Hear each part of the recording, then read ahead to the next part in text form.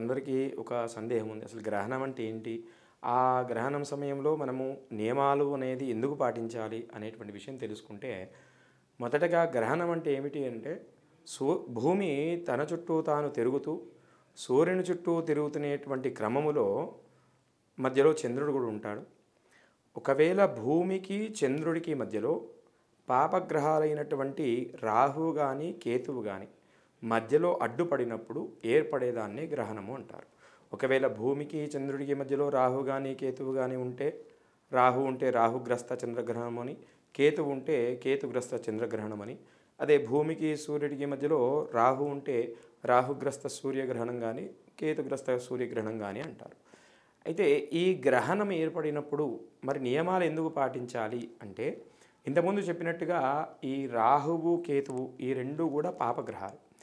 ఆ పాపగ్రహాల యొక్క ప్రభావం ఏ విధంగా ఉంటుందంటే, ఎప్పుడైతే చంద్రకిరణాలు ఆ రాహువు కానీ, కేతువు కానీ మీద పడి, ఆ కిరణాలు భూమి మీద పడడం ద్వారా ఏ ప్రాంతంలో అయితే ఆ యొక్క కిరణాలు పడతాయో ఆ ప్రాంతంలో అటువంటి ఇబ్బందులు ఉంటాయి. అంటే ఇప్పుడు చంద్రగ్రహణం ఏర్పడుతుంది కాబట్టి, చంద్రుడు మనస్సుకు కారకుడు కాబట్టి మనస్సు మీద తీవ్రమైనటువంటి ఇబ్బందులు ఏర్పడతాయి.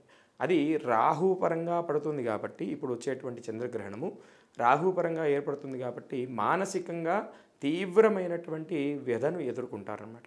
అదేవిధంగా ఈ చంద్రగ్రహణము మనకు 7వ తారీఖు సెప్టెంబర్ మాసము 7వ తారీఖు సాయంకాలము 9:56 నుండి రాత్రి అంటే మళ్ళీ తెల్లవారితే 8వ తారీఖు ఉదయము 1:26 వరకు, అంటే దాదాపుగా 3:30 వరకు ఈ యొక్క చంద్రగ్రహణము అనేది ఉంటుంది.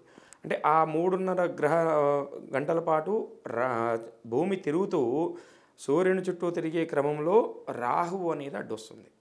ఆ రాహువు గ్రహాన్ని దాటడానికి ఆ 3:30 గంటలు సమయం పడుతుంది.